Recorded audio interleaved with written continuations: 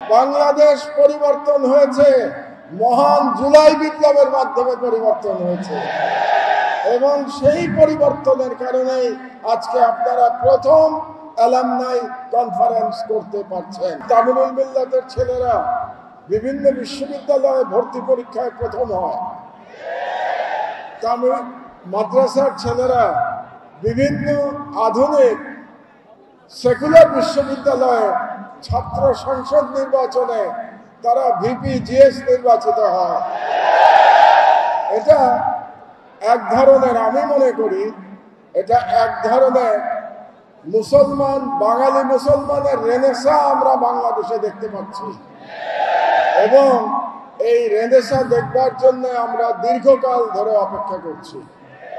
আমি এখন আশাবাদী যে আমরা বাংলাদেশে সেই রেনেসার দ্বার প্রান্তে উপনীত হয়েছি।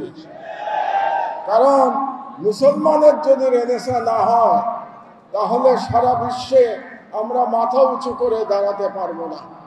সারা বিশ্বে মুসলমানদের উপরে যে জুলুম চলছে তার প্রধান কারণ আমরা তাদের সাথে জ্ঞানে পেরে উঠছি না, বিজ্ঞানে পেরে উঠছি না। তাদের সঙ্গে জ্ঞান বিজ্ঞানে আমরা যখন শ্রেষ্ঠত্ব অর্জন করতে পারবো তখনই আমরা মুসলমানদের সম্মান আমরা প্রতিষ্ঠা করতে পারবো। এবং আমি মনে করি এই ক্ষেত্রে তামিলুল মিল্লাত একটা উল্লেখযোগ্য ভূমিকা রাখতে পারে, যেটা তারা অনেকটা এখন পর্যন্ত দেখাতে আলহামদুলিল্লাহ সক্ষম হয়েছে। আমি এই প্রসঙ্গে আপনাদেরকে একটা পুরনো ইতিহাস মনে করিয়ে দিতে চাই। এই বাংলাদেশে 13 শতকে একজন সুফি, একজন মহান ব্যক্তি এমন একটি মাদ্রাসা প্রতিষ্ঠা করেছিলেন। 13 শতকে মানে আজ থেকে 800 বছর আগে। সেই মাদ্রাসা সারা বিশ্বে অন্যতম শ্রেষ্ঠ মাদ্রাসা হিসেবে পরিচিত ছিল। সেই মহান ব্যক্তির নাম শরফুদ্দিন আবু তাওয়ামা।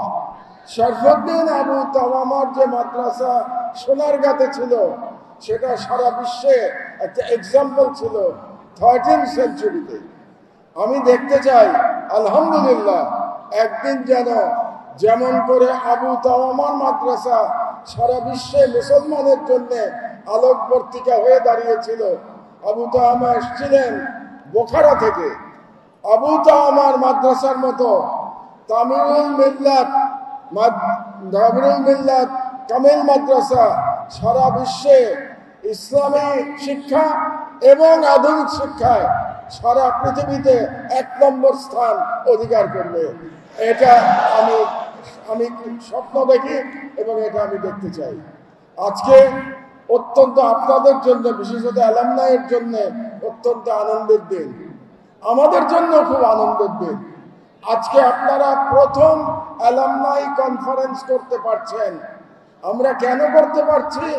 কারণ বাংলাদেশ পরিবর্তন হয়ে গেছে এবং বাংলাদেশ পরিবর্তন হয়েছে মহান জুলাই বিপ্লবের মাধ্যমে পরিবর্তন হয়েছে এবং সেই পরিবর্তনের কারণেই আজকে আপনারা প্রথম অ্যালামনাই কনফারেন্স করতে পারছেন। এই জন্যে সকল জুলাই যোদ্ধাদের প্রতি আমার সালাম, আমার সম্মান সকল শহীদদের প্রতি। কারণ এই জুলাই বিপ্লব যেটা হয়েছে এটাকে আমি ব্যক্তিগতভাবে এটাকে রাজনৈতিক এবং ধর্মীয় এবং কালচারাল বিপ্লব হিসেবে দেখি। আমাদের বাঙালি মুসলমানের যে আত্মপরিচয়, সেই আত্মপরিচয় আমরা নতুন করে বুঝতে শিখেছি জুলাই বিপ্লবের মাধ্যমে। কারণ জুলাই বিপ্লবে মাদ্রাসার ছেলেদের যে অবদান ছিল এটা আমাদের ভুলে গেলে চলবে না। এই মাদ্রাসার ছেলেরা যাত্রাবাড়িতে যে লড়াই করেছিল ফ্যাসিস্ট হাসিনার বিরুদ্ধে, এই ইতিহাস আমাদেরকে বারে বারে বলতে হবে।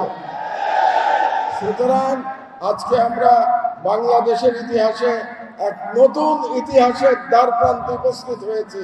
আপনাদের সকলের কাছে আমার আহ্বান থাকবে আমরা যেন আমাদের এই বিজয় ধরে রাখতে পারি এবং সেই ধরে রাখার বিজয়ে ইনশাআল্লাহ তামিলুল মিল্লাত মাদ্রাসার ছেলেরা, অ্যালামনাই, তারা সবাই নেতৃত্ব দেবেন ইনশাআল্লাহ। আল্লাহ হাফেজ। বাংলাদেশ জিন্দাবাদ।